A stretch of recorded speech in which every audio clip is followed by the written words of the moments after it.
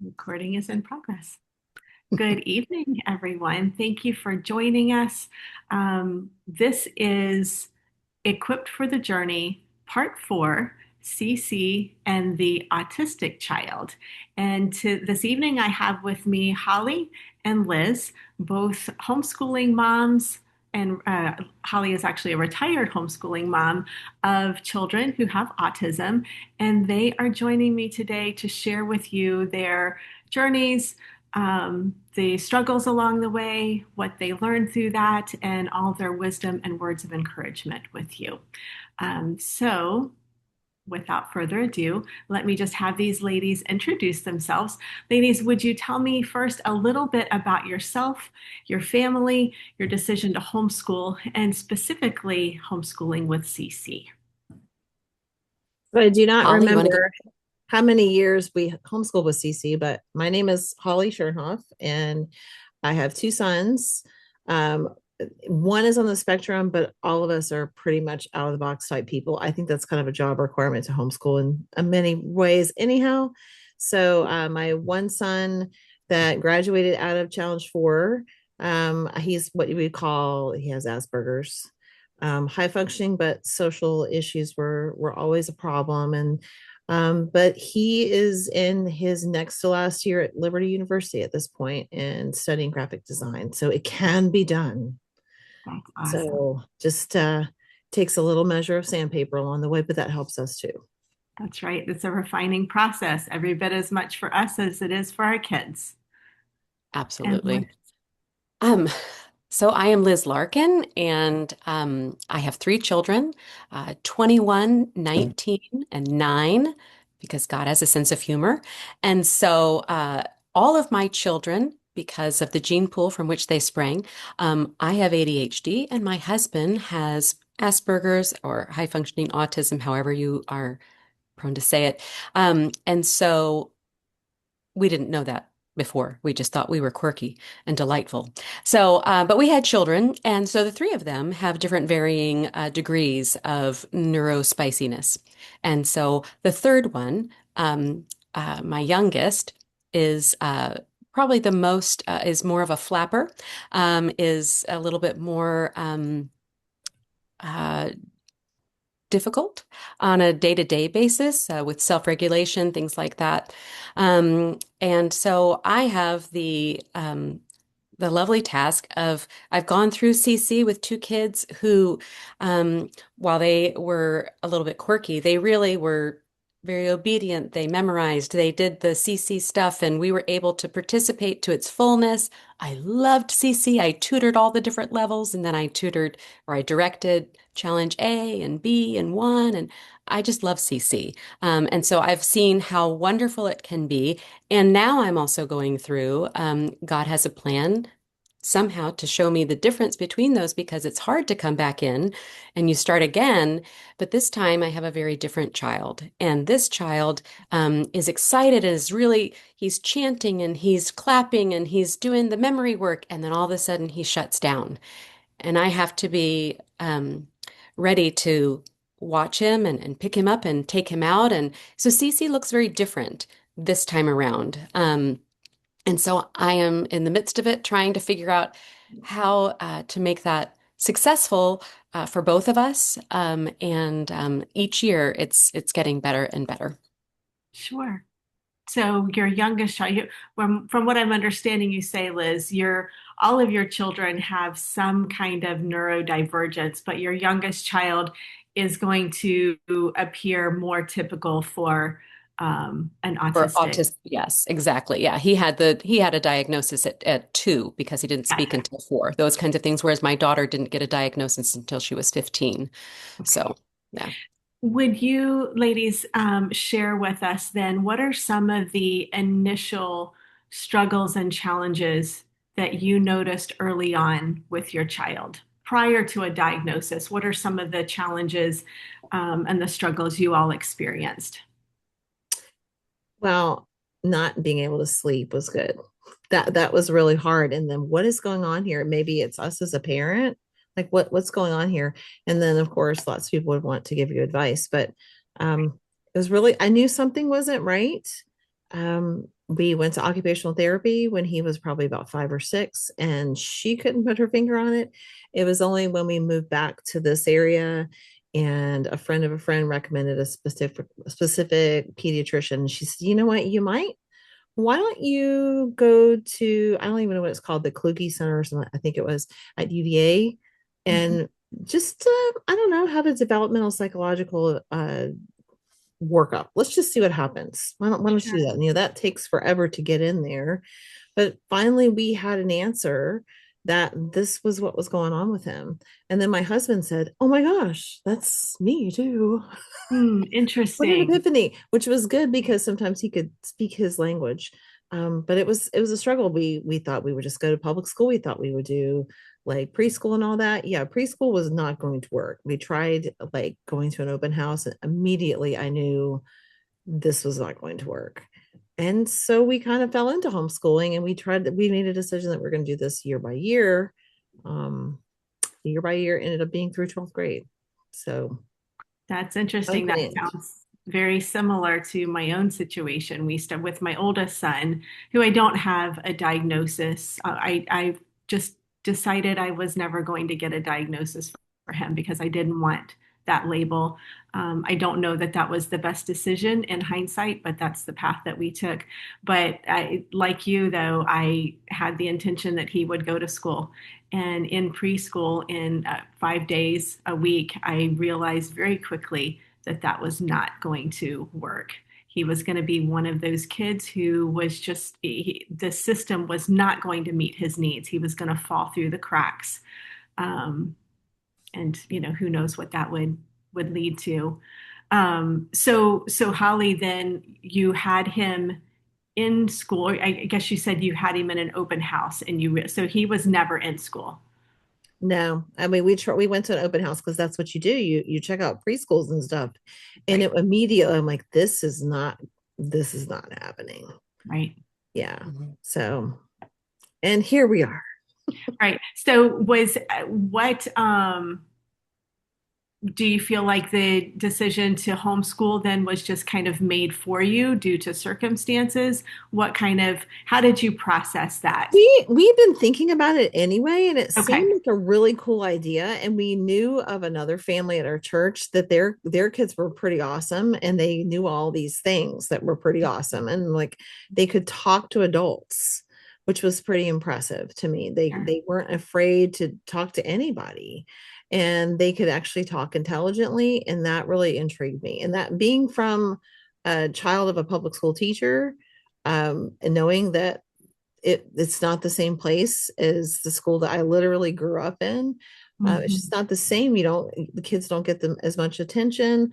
And I did not know what kind of services we would end up with. So I did try going through Child Find. A lot of Mhm. people went that route. And, at first, like, what's going on? And they're like, well, you kind of have to enroll him to really figure out what kind of services we can offer him. And that would be, 6 months of frustration in kindergarten as well. And so I thought, no, we're just going to do this. We're going to try it out. And then we probably found CC. I don't, he may would have been in like third grade. And Okay. it was great because our community ended up being a community of all kinds of quirky kids. I know all CCs are not alike, but ours Mhm. certainly was. And he joined up with a family that he used to do Star Wars play dates with, lightsabers and so forth at the park. And so he already had a friend who got him. And Mm, that's how it went.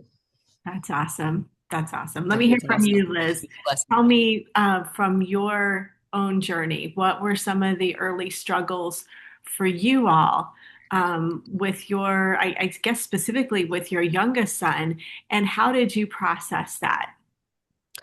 Well, I want to back up a little bit because I had always thought that my kids would go to school. We even moved to the house that we moved to because we checked out the elementary schools when he was a baby. Okay, this is where he will go. And my kids both were in private preschool. Because I'm a little bit of a controlling person, and so I don't let you make the snowman the way you want to make it. It's a good thing for them to go to preschool. For me, it was. Um, and so, but with my oldest in preschool, he had a lot of anxiety, a lot of anxiety. And so Um, and he was also very precocious and talked about big ideas a lot. You're having oatmeal and he would say, "So it's illegal to kill yourself, but how can they prosecute you?" And you're looking at the 5-year-old and you're like, "It's a good question." Well, I guess if you're not successful, they prosecute you. And he's like, "Do they really do that? Because don't you really need help?" And I thought this is not going to go well, probably at the public school. And God really underlined that for me.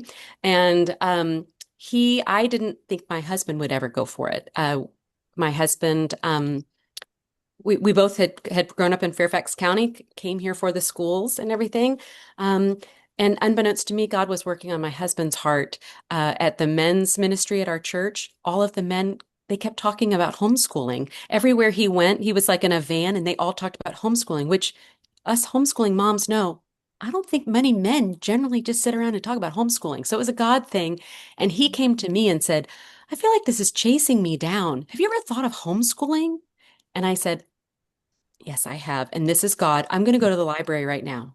And so that's how we started, because of that anxious kid, who in it, with your firstborn, you don't know. Like you were saying, Holly, like this is a different kid than other kids, but maybe he's just more sensitive. I'm not sure. But keeping him home, that was underlined for me so many times. Like, Lord, oh, I see, this would have gone so poorly. And so with my daughter, we were homeschooling for a different reason, for more of the ADHD reasons and stuff like that. And so when Christopher was born, you've got two kids, you kind of know how kids develop and everything. He was a preemie. I was 40 when I had him, and he had had a cord wrapped around, and so they had to take him. Um, and so he didn't develop the same way that the other kids did. He didn't hit his milestones, or he did for that first year pretty well. But after that first year, he started chewing all of the blocks and chewing on the furniture and eating wood, like actually eating the crib, like pulling out pulp, which is called pica. And that's a big red flag for autism. We were able to get that to stop by giving him an iron supplement.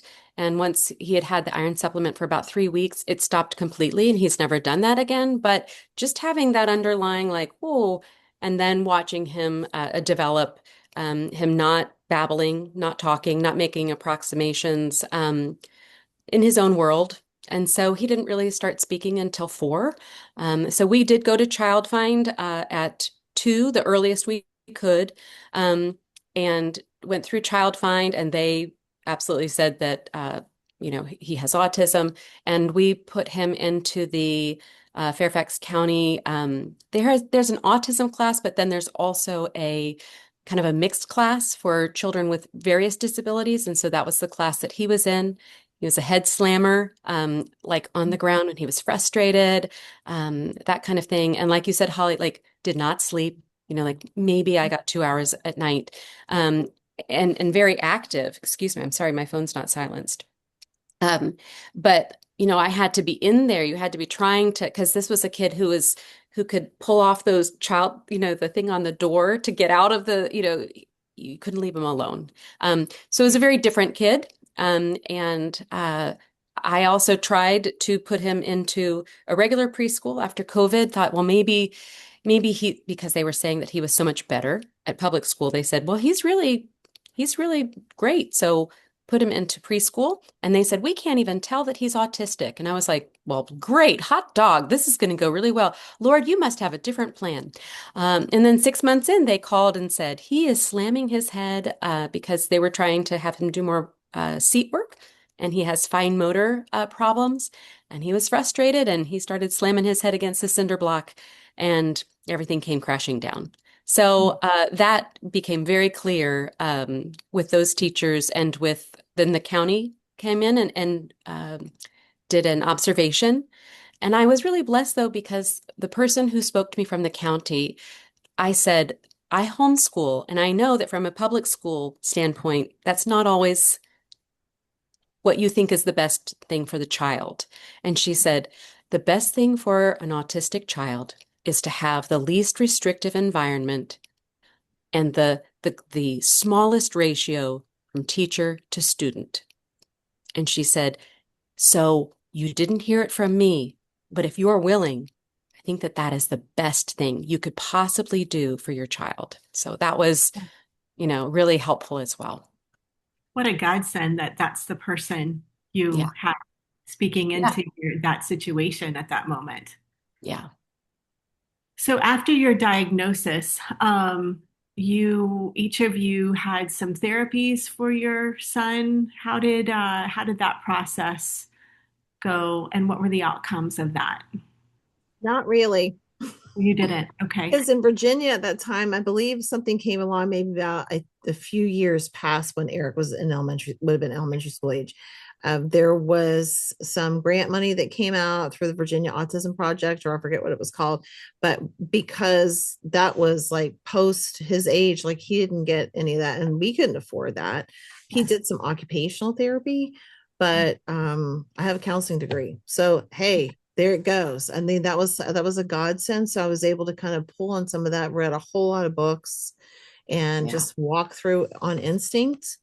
Maybe You that became wasn't the the best idea, but that's what we did and did a lot of one-on-one. And just like Liz said, it is they call that fair and appropriate education in the public school world. And the best is for these kids, it is self-contained right at home. And so I mean, I'm the other end of that, seeing high schoolers who have grown up in the system and who could have benefited from that one-on-one, and then they Mhm. get ostracized because they're self-contained. I mean, not to guilt anybody, but the therapy of being in your own environment was the therapy that Eric got. As he got older, yes, there was some counseling and so forth outside of me, but that was when he was a teenager, and it was time for he knew that he needed it. So Yeah. yeah, So what I'm hearing is that you became the expert in your child. You did the research. we're You, all the experts in our children, right? And yep, we outsource when we need to. that's right. So we just have to go on that mom bear instinct. Yes. Well, How and about when they tell you, then when they give you that diagnosis, like I had him with me and I go back out to the minivan and put him into the car seat and strap him in and then just sit in the front seat and cry and cry Yes. and cry.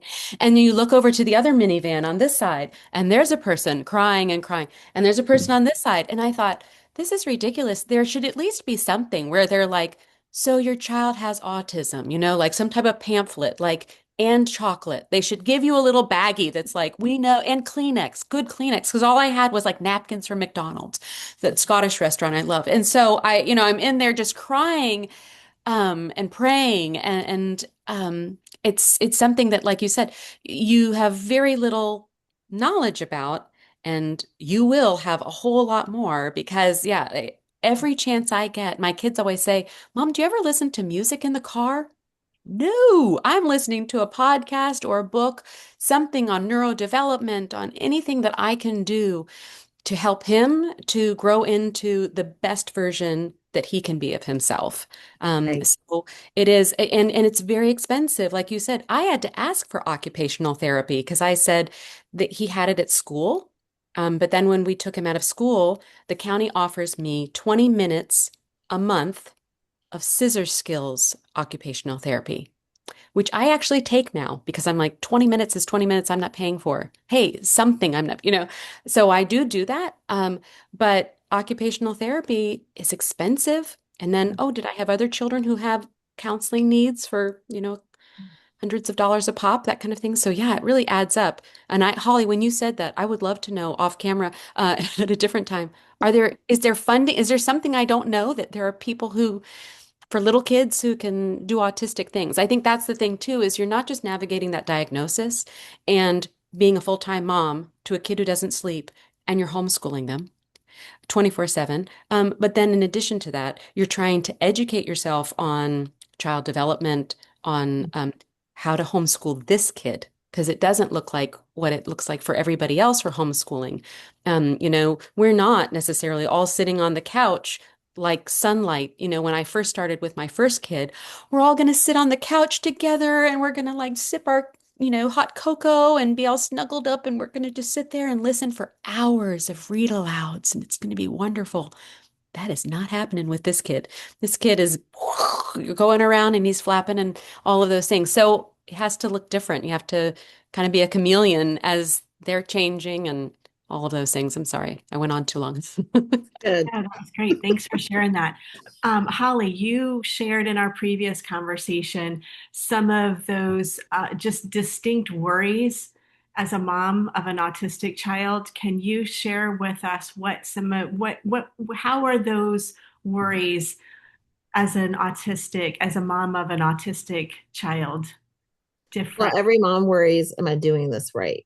Right. Hmm. And if you live in our area, there's a major comparison Very in much. Northern status and what Virginia. your children are wearing, what like it's ridiculous. But even more so as a parent, am I doing this right? Like the mom guilt is really, really, at least it was for me. And my parents and my in-laws did not live here. I mean, we are a fish out of water up here. So I didn't have that kind of like support on call. There was no babysitters we could trust with him because he would be, literally climbing the walls and such. You know how that goes. So the fear that he would not become a productive adult, like how long is this going to last? Is he going to grow out of some of this stuff? Why is this so hard? And like Liz talks, just the tears of frustration and, Lord, why is this going on? And why is this kid so mean? Mhm. And why can't he get along with other kids? And like he had one friend and he still has that one friend, not buddy, they're not best friends, but because they moved away, but we're still friends with them. And he works really well still with like one buddy, and that's nice because you have to be selective. And I was really grateful to have families in our church or just people we connected with that were always the people that he needed. And Yeah. looking back now, and I was actually telling him this last night. I said, you have always had the very people that you needed in your life before you even knew what to ask for. And we were talking about his two RAs who have been fantastic. And there you can get some really militant RAs Mhm. that just don't want to be friends with you at all. But these guys have been such encouragers for him. He has had a whole long line of encouragers, and so have I, That's like awesome. throughout his life. So you can't take that for granted. I mean, that's amazing provision of God. So I Absolutely. think I Yeah. answered your question. I don't know. Yes. Yes. Just, speaking specifically to those unique, poignant worries and concerns of a mom with a neurodivergent child. Liz, how about you? So I'm absolutely just what Holly was saying. You do that for all of your kids. You wonder like what are they going to grow up to be, all of those things. But it's so much different and it feels very isolating because you feel like you're one in a sea of many that everybody else seems like um they've got Everybody different things got it they're worrying together. about. I'm sorry? Everybody else has it together. Yes, and there were and and I understand because I with my first child you're worrying about like where will my child go to college and what will they possibly be? And there are some times where I'm thinking he's going to be great. He's going to get married and have children and that kind of thing. And then there are other days where I'm thinking like people mean well, but they also say like the OT at our public school. And she said, if you would put him in public school, he could then learn how to fold towels and stuff so that by the time he graduated high school, he would have a job at like a Hampton Inn. And I thought, okay, Lord, is that where he is? Is that what you have to you have to switch your vision, like, okay, this is what this person who sees him 20 minutes a month, that's her interpretation. That's not my interpretation, but I'm like, oh my goodness, is that really a possibility? And so sometimes it's those kinds of things where you think, and they told me actually with Child Find that you need to be prepared. He may never talk, and he may need to be in a home when he's older. So it's those kinds of things that you think, but I'm not going to be that mom in the movie. I'm going to be the mom who's like the one who's like, but I believed, and but it's exhausting. So it's also, you're the one and I have a very supportive husband and supportive people. But at the end of the day, we're the ones who are homeschooling. We're the ones who have the brunt of it. My husband works. So I'm the one who at night is saying, no, no, no, no, I got this. And it's exhausting and it feels very lonely. And I'm so glad that we have this here to say, like, you're not alone. Yeah. And there are others who are also going through this. I cannot remember what the thing was that you asked us. That is okay. Ollie. And thank you for sharing what you did. So That's through fun. this journey and your hours of research Yeah. and learning about your child and learning about their challenges and also receiving wisdom from the Lord, what did Yes. you learn about your child? That he would see us through. I mean, after every little episode, I mean, there were some that were just like unbelievable. Like, Lord, is this really happening? What is happening here? He's hindsight. I wish somebody could have told me is he will see you through. He has a plan for the way he constructed that child, Amen. Mhm. and it's not your plan. Truly, it's probably not anywhere near your plan, but he does have a plan, and then it will all work out. And even now, I have to remind myself of that. But when you're comparing, am I doing this parenting thing right? I mean, that's scary to go, this, what's going to happen with this kid?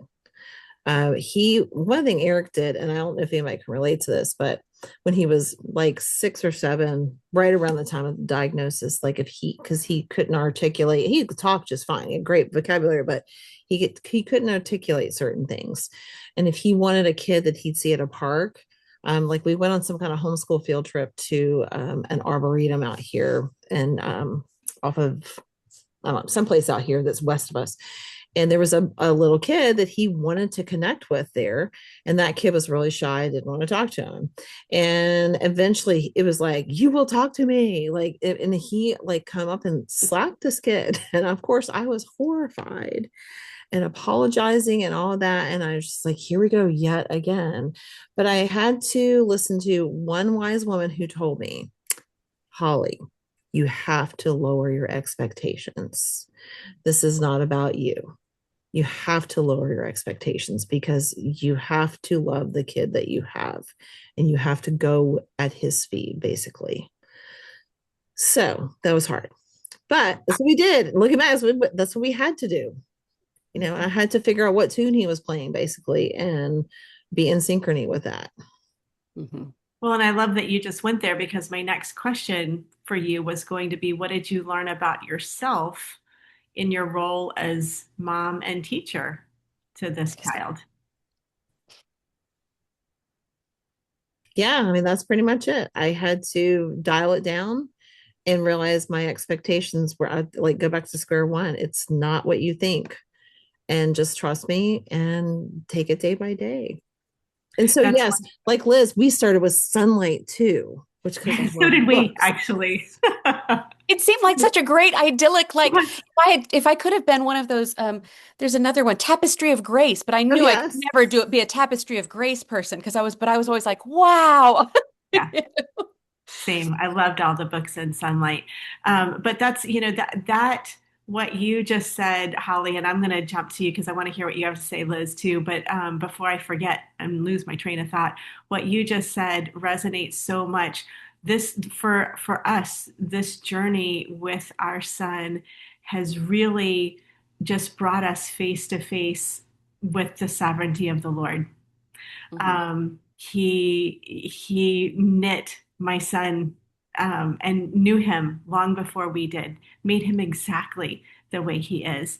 And I've often said in more recent years, because life and the journey and learning as you go, that it's the Lord who is writing my son's story. And many of those chapters do not read the way I would have written. But his story is the Lord's, and the Lord has a purpose and a plan for him, for his life, and specifically for the way that he made my son. And I believe that not only is the Lord sovereign, but he is also good in all things. Liz, Absolutely. share with us and same questions through this journey. and just your own study, but also just what the Lord revealed to you. What did you learn not only about your child, but about yourself as the mom and teacher of him? Um, well, one of the things is that the contrast from my children, I don't think that I realized how much pride I had, that I felt like it was a reflection of me, that like my firstborn was obedient and was bright and was studious and all of those things and polite. And so people would say like, oh, he's so polite. And not, there's a certain amount of, as mom, like, I know, right? Because I do it right all the time.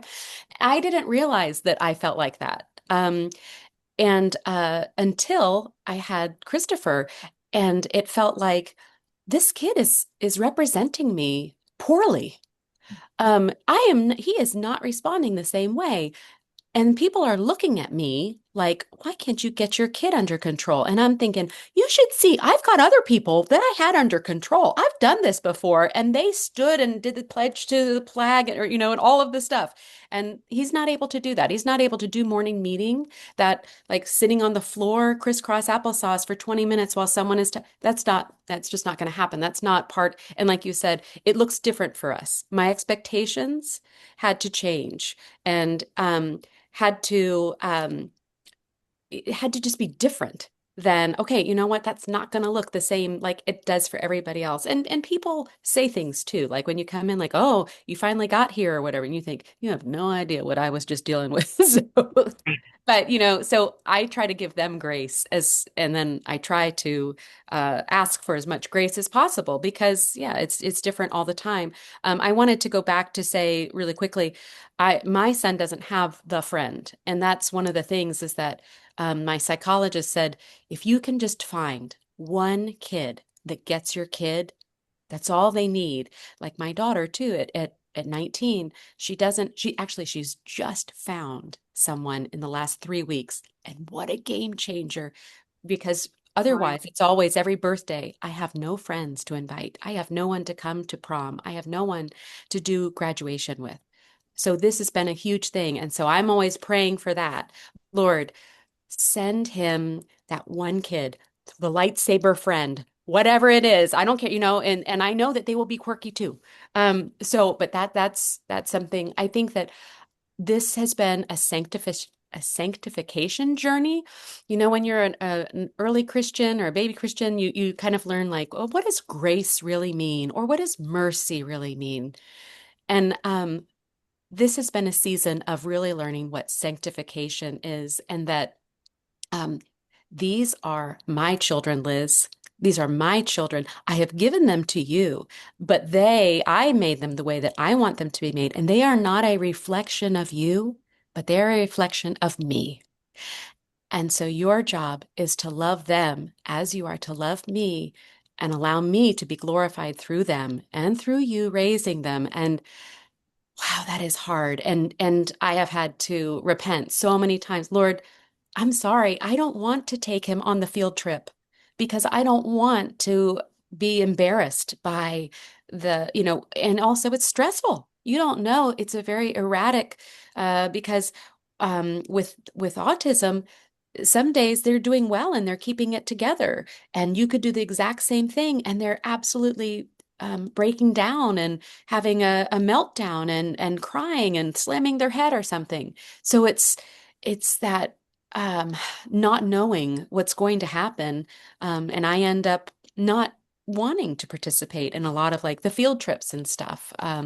So I think that that's something that God is trying to push me right now, is saying, I know it's hard and I'm going to be there with you. You need to trust me and I will walk it, like Holly was saying, you need to trust me. This is how faith works, Liz. I don't tell you how it's going to turn. You're going to trust me and I'm going to be there and we're going to go through it together. If it's bad, and if it's good, it's going to be okay. Couple of things that I just want to make a point out of. First, these children and adults, it's, I think one of the aspects of it that makes it particularly difficult is visibly there are no indicators that there's anything amiss. And Yes. so when they behave the way they do, it's very shocking to people. And then, of course, as their mom, we internalize that. And yes, we do see it as a reflection of ourselves. But the other thing that, as you were talking, Liz, it just made me think of that, again, the Lord in his goodness, yes, this is a sanctifying process. And so in his love for us, he chose us to have these children, knowing that it would be a sanctifying process, knowing that it would grow us and challenge us, and Lord willing, thanks to his mercy and grace, make us more in his image. And so I think, just reframing how we perceive the journey as being one of a blessing rather than Hmm. being one of a burden. And in the moment, that's difficult to do. And I think that's why we need each other. Yes. Um, Yeah. Let me shift us um, specifically now to CC.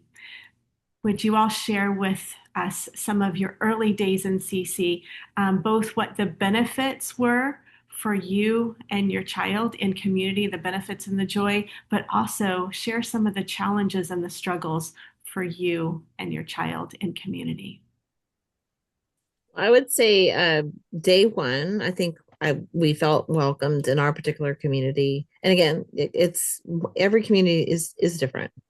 We had been in another co-op that was not CC, and it was pretty horrendous. But this was a breath of fresh air because it was actually relaxing. Yes, we're memorizing everything from the A to C, but even that was relaxing because it had structure and it had an expectation every week. And you could, for me, it was a way to teach social skills on a small little like microcosm Yeah. versus like if I had sent him to a private school or public school, I wouldn't be there. I get to oversee that. Maybe that is a little bit controlling or whatever, but I think we all feel like we're having to control something in this whole whack-a-mole game, right? Like, let's just make sure that's under control and this burner is turned down and this is going right, and then something else will pop off. But it was great to just step back for a little bit and not have to control things and see him make these relationships and friendships.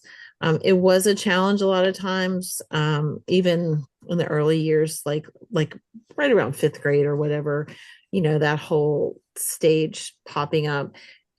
There was one particular tutor that I still remember quite distinctly. Like they were like oil and water. And whereas he had a lot of people in our community who had already gotten to know him say, like, it's the tutor's fault, it's not him. But I mean, it was some of him. She was just very rigid. And that was not a good fit. But for some reason we stuck it out. I don't going back, I'm not sure I would have stuck it out, but I did. I think it was because again, we had encouragement and he knew these were his friends and he wanted to be there. But it was a way for him to learn how to deal with difficult people, even early on, too. I like what you said, though, about it being a microcosm of just society and one where you could be actively involved in helping him. I know that was one of the things with my own son. It's just that constant daily conversation with him, about how to read people's um, expressions, how to read what they said, how to read their facial expressions, and then also instructing him. And then when you say this, or when you have this look on your face, this is how it's read by others. So, right, if they're in another schooling environment, um, you're just not going to have that opportunity. And a teacher of 20 or even 10, 15 kids is not going to have that same opportunity with that child. Well, and I will just say this, being in a child study meeting for other people, I try to remember those days then, because you're getting you come in as a parent, and I watch their eyes when they come in because I have to. I don't really take an active part, but I have to sit on those committees, and the parent is like, "What are they going to tell me now? What Mhm. kind of complaint is on? What am I? What is the menu What did today?" they do now? It's Do you mean in public defeating. school? Because Yeah, it's just you teach in public defeating. school, right? Okay, I'm sorry. Hmm. So it's I don't know. I would have been that mom, like, what do you got for me now? Oh. And it's that you're already exhausted and you're hoping that these people are going to be the ones to help you. And some of them really are helpful, but there's only so many things they can do. And they're usually pretty exasperated too, because parenting is really it's becoming a lost art. At least that's what we see at school, in a lot of ways. There are amazing parents for sure, but there are others that the parents are simply exhausted and they don't know what else to do. And they just So feel beat down. yeah, it's a deep-seated exhaustion. I can just see it. And then if you have a special needs child, you don't like you can't just go to Walmart and buy that on aisle five. You can't find exactly what's going to work. The trial and error is just exhausting. And then to have this whole school team, well, let me just tell you, I'm the expert. It feels so intimidating. So I think we made the right choice, even though it wasn't perfect. I think we make the right choice in homeschooling these guys. Hmm. Yes, amen. Liz, will you share the joys, the benefits in community, but also some of the challenges, some of the frustrations? Well, so it's the only co-op with my other kids. We had other co-ops in addition to CC that we did. But once a week for me, this is what we can do. And so we go to CC. But I have an amazing community that are it's a larger community, and they are all on band all the time, praying for everybody. They bring, lunch at like, oh, it's always some type of salad that everybody's bringing different things. It's very active, and I know that that's a real blessing because I know that like you were saying, Holly, not all CC communities are the same. Some people are like, oh, I'm really not clicking with that. But for me, that's been a huge blessing, that these are people who we attend CC in our church as well. So that's nice because a lot of the people attend our church. So that's been a continuity for Christopher, for my son, because they're his Sunday school teachers and they're the kids that are in his Sunday school classes. So there's that. Also, all of them have been so gracious and at the beginning of the year saying, I don't really know what it looks like to have an autistic child in my class. What can I do for you? Is there anything I can do for him? Is there something that's going to set him off or those kinds of things? And I wish that I had that kid who I could say, oh yeah, you know what? Do not sing and he's going to freak out or whatever. I don't. Some days he likes this, some days he doesn't. But as long as they are willing to be flexible with me. And you know what? If last week he melted down royally during memory work, the next week I'm going to come at presentation time so that at least he's getting presentation time and we're getting science and that kind of thing. Because sometimes I'll come back, in a month because developmentally he's different. And so maybe now he's able to handle that. He's more mature. His neurodevelopment has gotten to a point that he can handle that we're clapping or that tin whistle time. Come That was on. We that was not a even good the time for neuro, even the my regular people were all like tin whistle. So, and I always want to have like a t-shirt that says, I'm sorry I'm late. I didn't want to come because that's every week. Every week Satan says to me, you know what? You don't have to do this. You could look, maybe he's not going to do really well today and you're already late or whatever's happening, whatever it is, every week. It is an absolute bombardment of inner thoughts of like, this is going to be miserable. Don't go, all of those things. And God reminds me, I am a God of relationship. And when you are being isolated, that is not from me. You just need to show up, Liz. And that's what I tell Christopher because he starts to melt down because it's different from our everyday, right? And so when you're doing something out of that normal routine, they really have a hard time with that. And so he's crying and no, it's a CC day and it's too hard and all of these things. And I told him this week, I said, all we have to do, we are successful if we show up. So if we show up, that's all we have to do. Once we're there, we'll take it from there and we'll see what happens. But we just have to show up. So of course, when they let us in the door, he's like, "We showed up. We're successful already. we've I rocked love it. CC today. And I'm like, yeah, and I'm like, we're going to go a little bit farther, buddy. But yeah, I mean, it's so everyone's like, wow, you just showed up. I was like, yeah, you know what? You have no idea. That's our Win. standard. That's where we are. We got here. So, um, and that's what it has to be like. There are some days that are he does really well, and other days where talking about the planets all of a sudden becomes overwhelming to him. And what if God decides to explode our planet and everything? And all the other kids are like, what? What's happening? You're like, no, it's okay. Let go talk over here. You just have to be able to do that. But it wouldn't happen if those tutors and the director and all of those parents weren't also saying, hey, this is a place of God, of acceptance, of all of those things. People are always bending over backwards to try to include us. Um, you know, and I don't always want to go to the cookie making, like we're going to do cookie decorating at someone's house and have 80 kids cookie decorating. That's going to be a nightmare. That's for me and for him. But they always want us to come. What can we do to make it okay? So having that kind of community is just amazing. And whether it's food trains or trying to do it specifically just so that my kid or people asking for play dates with a kid who is not going to really play with your kid. He wants to play his stuff. And so my kid hasn't gotten that yet. That's the thing that I worry about. And that even talk to the public school people. I'm like, he doesn't have a sibling. He has siblings, but they're older. And so when he's with a peer on a playground or anything like that, he wants them to play his game, and he comes to me and says, they don't want to play my game. And I said, well, you have a choice. In order to be a friend, you've got to be a friend. You've got to decide to play what they're playing, or you can play by yourself. And unfortunately, right now, who he is, how God has made him, is that he's like, oh, I don't want a friend that much. Instead, I am going to play by myself. It's Angela. I know Angela I'm sorry, I met her at the winter refresher. Sorry, Oh, I just did saw you? you. Oh, that's awesome. I know, I just saw you. So, welcome.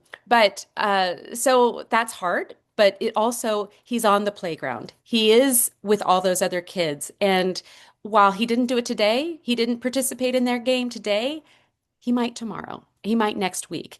And those kids, we've also had kids who have shoved him like, what? He's following me around and he's really annoying. And that's also given me an opportunity to say, hey, I know, you know what, buddy? I tell you what, usually parents are like, you guys work it out together. But with them, you don't have to do that. You can come to me and I'm going to help you guys to communicate together because he has something called autism. And then the kid the next week said to me, has he still got that autism thing? I said, yeah, he certainly, like, does he still have that cold? No. Yep, he's still got the autism thing. But that he thinks differently and he has a hard time with certain things. And so if you're getting annoyed by him, come to me and come talk to me and I'll just help you work it out. So it also has been a time at the community, especially after class is done, and we're on the playground, where moms come up to me and say, my kid who acts perfectly in CC, who follows all the rules and is quiet, when we get home, she's an absolute terror. She goes everywhere, all of this stuff. And do you think that she has some type of neurodivergence kind of thing? And I've been able to say, yeah, here are some great books to read, or you know what, here's a podcast to listen to. See if that sounds familiar, because occupational therapy for me has been a game changer in integrating primitive reflexes. Who knew what those were and that kind of stuff.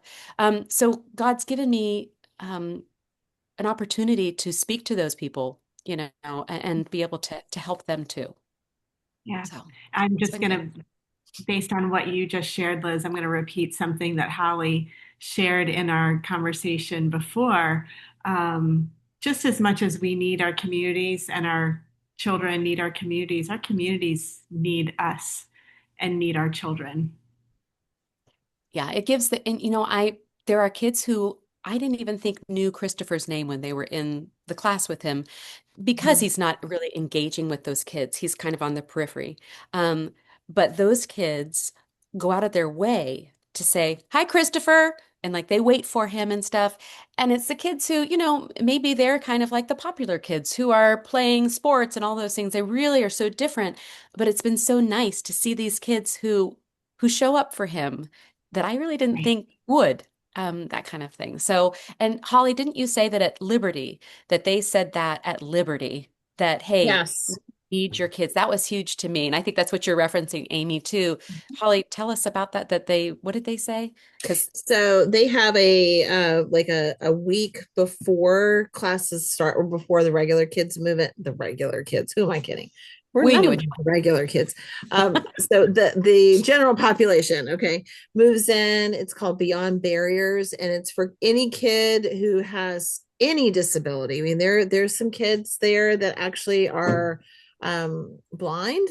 There's kids in wheelchairs. There's kids with there's one or two girls that I know that have like their therapy dogs that walk with them like and stuff. So it's not just autistic people, but that's how it started off. And so they also have a mentor that Eric meets with once a week. And then he has the peers curriculum, which is a pretty standard social training for young adults. Like, how do you do this in this type of situation? It's pretty cool. But so they are very like connected with those kinds of needs, but it's because there has been a recognition, and this came from the college president when we were there, and he said, families, our student body needs your students. We need them to be here for the rest of the students. Because I know, because they're part of us too. And it really has become that. I mean, it's not a perfect environment, but it really, for Eric's sake, it has been a community. Now, I will say this. I'm kind of proud about this. This semester, he said he went to the Autism Advocates group the first part of the semester. He's like, you know what? I don't want to go to those meetings anymore. I'm just not into that anymore. I want to do something else. So he has joined up because they have to do so many service hours. He has joined up with the evangelism club and is That's eating that up. awesome. So whatever. That is But Yeah. awesome. it was a good place for him to start, and it's really nice. More and more colleges are building those programs in for their student body.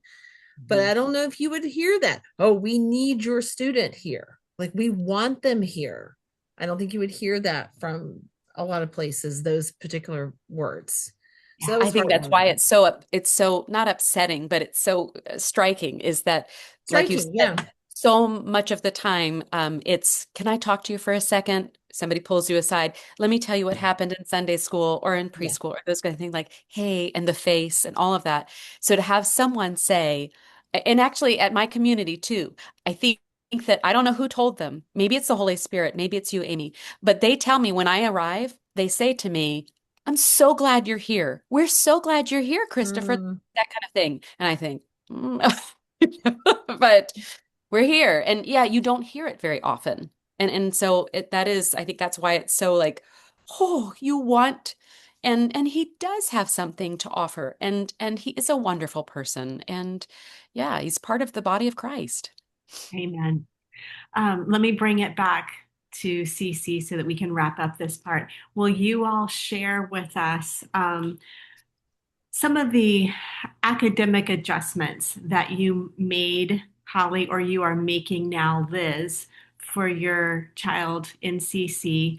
And then after you talk about academic adjustments that you made so that your child could be successful in the work that they did, then would you also share some of the social adjustments or conversations that you needed to have with tutors and directors so that your child could be successful in that community environment in CC?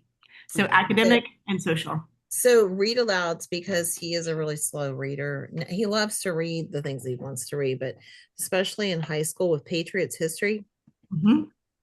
It's a yeah, big so book. challenge Mhm. was that challenge three. So we just sat there. I mean, I enjoyed reading the stuff too. I enjoyed learning. So we read that together. We sat on the couch, and that allowed us to pause and say, what did we just read? What is, I think that's a CC thing. Like, let's think about, what did you just read? Let's ask some questions of each other, you know? And so it was a way for him to have that solid foundation in US government that maybe he wouldn't have gotten otherwise, because it was discussion based. So assessments is another thing. I didn't give the Apologia test all the time. What I would do is, like, we would read the book, and Apologia is great the way it's set up because it has those study questions in it. And for me, that was oral assessment. And so just FYI, that is an accommodation in public school. So if a student needs like someone to read the test to them and then get the student to say it back to you and then you type it out for them. I mean, that's accommodations. And we're already doing that for kids at home, whether they have a special needs diagnosis or not. And they just, their reading is not always at the same speed as some other lightning fast, super reader, that it's okay. So you just accommodate as you can. And it's kind of a discovery thing. Like, okay, so how does this kid really tick? Once you lower your expectations of how you think you're going to be, queen homeschool mom, your kid has a lot to teach you about pride, like you said, Liz, and how does this kid tick? How are you going to get this education to this kid? And what are they going to remember? What's really going to last for eternity, right?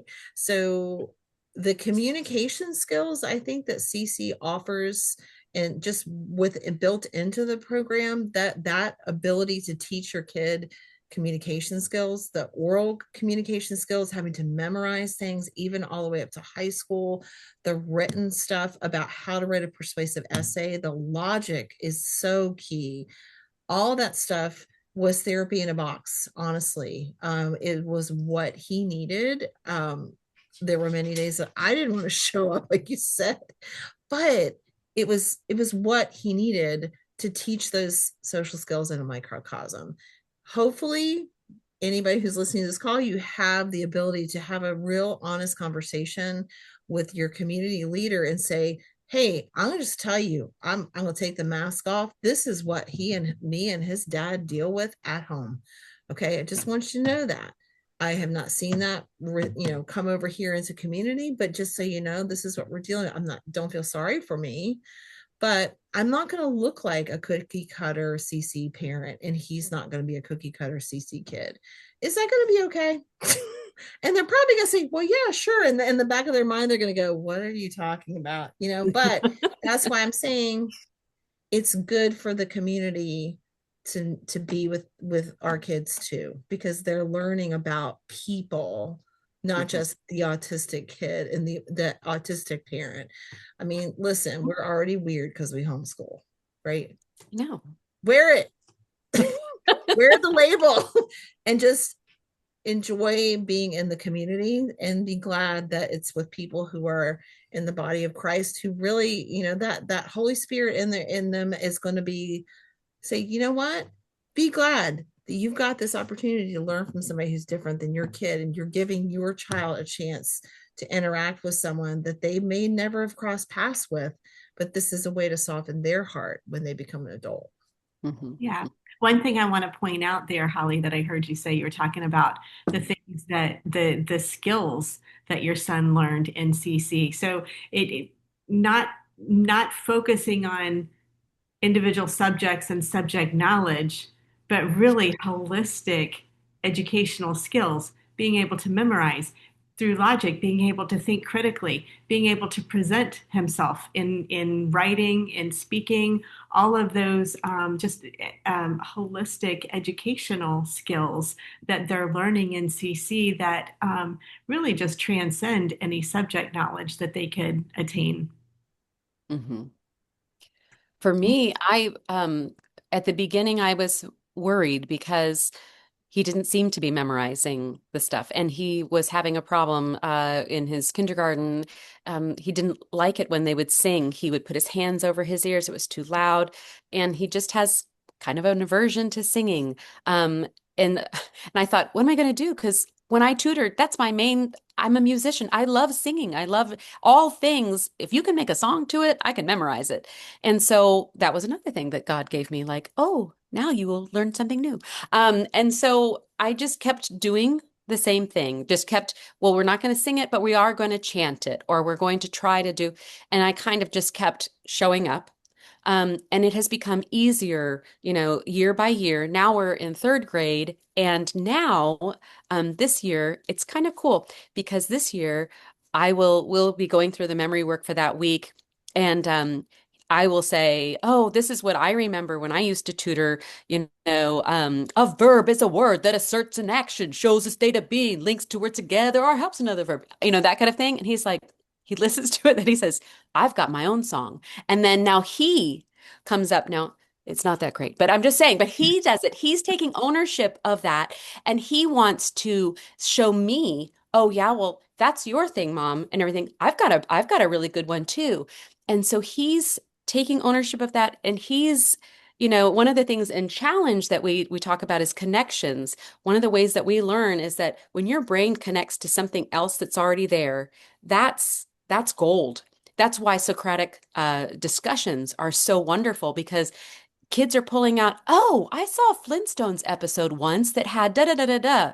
Okay, well, tell me how that relates to the fall of the Roman Empire. Well, and then you see it and you're like, yes, because they came up with that from their brain and then they put that together. Now it's together, so he's doing that. He's making up his own clapping or whatever, or he loves to do the acronyms and stuff like that. So I think we did the Balkans, and it was like grabs or something like that, and he's like Greece. So he's figuring out how his brain works. And so that has been really cool to have him do that, and to show him, yeah, there's lots of different ways that we can memorize this. When we're doing review games, he's best at like history sentences and timeline, because now he isn't as irritated by the songs. And so now he's singing as he's brushing his teeth, the War of 1812. He's he's doing that. Which is lovely too. But also I had to, I think that before, when I homeschooled and did CC, I did a lot more with the kids. I was like, I just didn't trust that CC was enough. Mm-hmm. And because I had a whole, everyone in my family was all saying, why aren't you putting them in public school? You're going to do what? You're kind of like a crazy Christian. You're going to homeschool them? Are you going to live in the mountains and have goats and everything? And I'm like, I wish, but no, we live in Springfield. But they were already very much like, you're going to ruin the kids. And so I think I had that notion of like, I want to do as much as possible. I can't just let it be enough. But I have to tell you, now going through and having kids who have gone through the whole thing, it is enough. It is enough. And it gives you room to breathe and to do those things like, oh, you know what? Yeah, we're studying this. Let's go play a game about that. Or, yeah, we're going to go to the nature center and see that. Or, you know what? Inertia. Let's see if you can recreate that science experiment at home. So it looks different, but it also is that I'm resting in that God says that it's enough, that I've seen the proof walking through CC this whole time. And so this time around, you know what? We do our math curriculum, we do our reading, and we do our CC memory work each day, and then we're done. It's You enough. know? Yeah, it is. Yeah. I love that. So be Well, encouraged and in that way. yes, and you just jumped ahead of my last question to wrap up the conversation. What are some final words of wisdom or some advice or encouragement that you would like to share with these other moms who are navigating this journey with their own child? Try to find the one friend.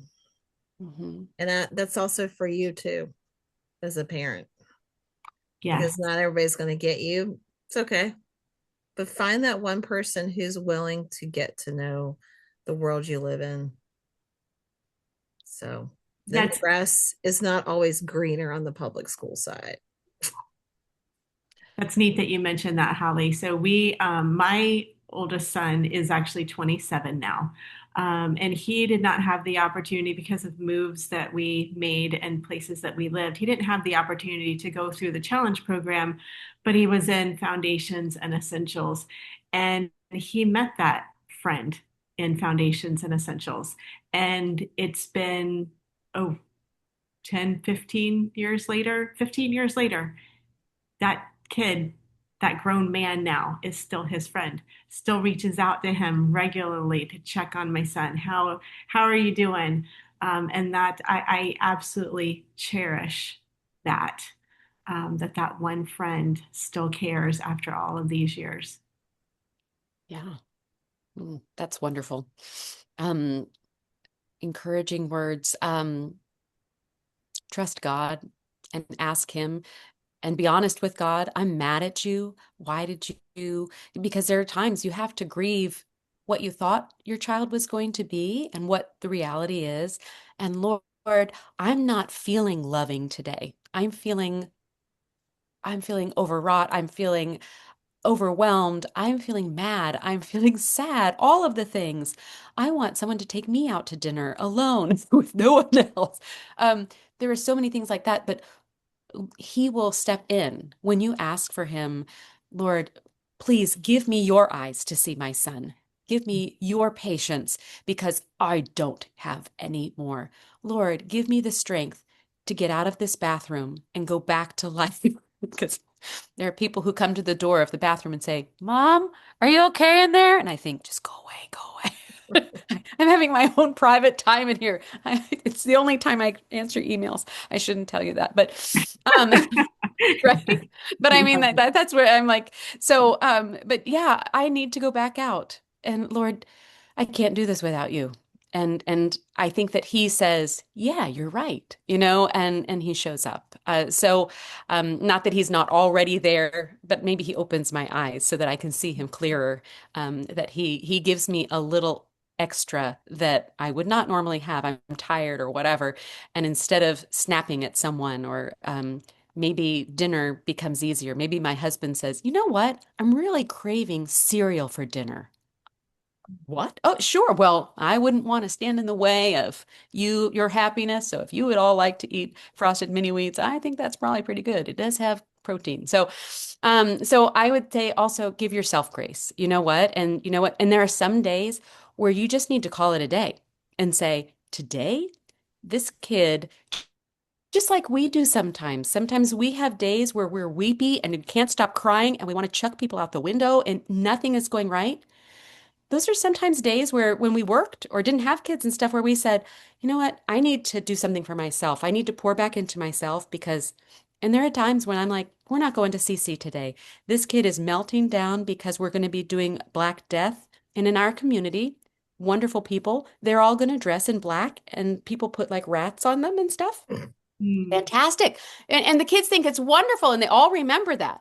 My kid, though, is terrified of that and starts to perseverate 3 days beforehand. We're going to be doing the Black Death thing. And so, you know what? If you're perseverating 3 nights before and crying about going to bed because of the Black Death CC day, guess what?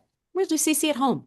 And you know what? We dressed in black at our house and we took a picture of ourselves and sent it into our class to show, hey, we're doing CC here. We're all in black, but there are no rats hanging off of us. I Yes. love it.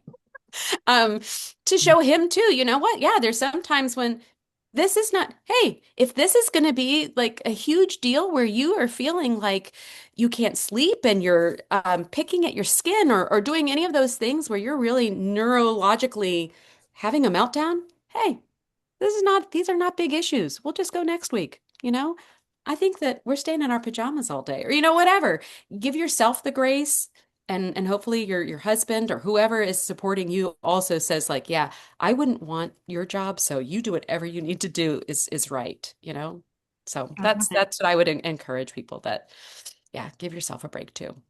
That's why we homeschool, to Absolutely. make those decisions. Yeah. Okay, I'm going to share some verses that I just feel like the Lord specifically brought to my mind as I was planning for this call. So I want to share these verses and then I'm going to stop recording. And Angela, Elizabeth, anyone, if you have questions for these ladies, um, I will give some time for you to ask questions off camera. Okay, so the verses today are from Isaiah chapter 40, and these are verses 28 through 31. Have you not known? Have you not heard? The Lord is the everlasting God, the creator of the ends of the earth. He does not faint or grow weary. His understanding is unsearchable. He gives power to the faint, and to him who has no might, he increases strength. Even youths shall faint and be weary, and young men shall fall exhausted. But they who wait on the Lord shall renew their strength. They shall mount up with wings like eagles. They shall run and not be weary. They shall walk and not faint.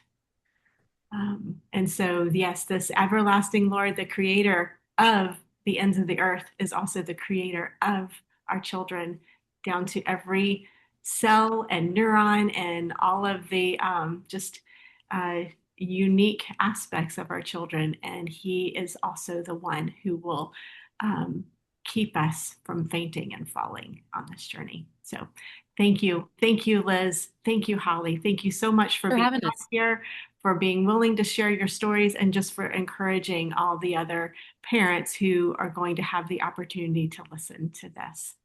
So I'm going to stop Thanks. recording. I have to find where, oh, here it is. Okay, let me stop recording.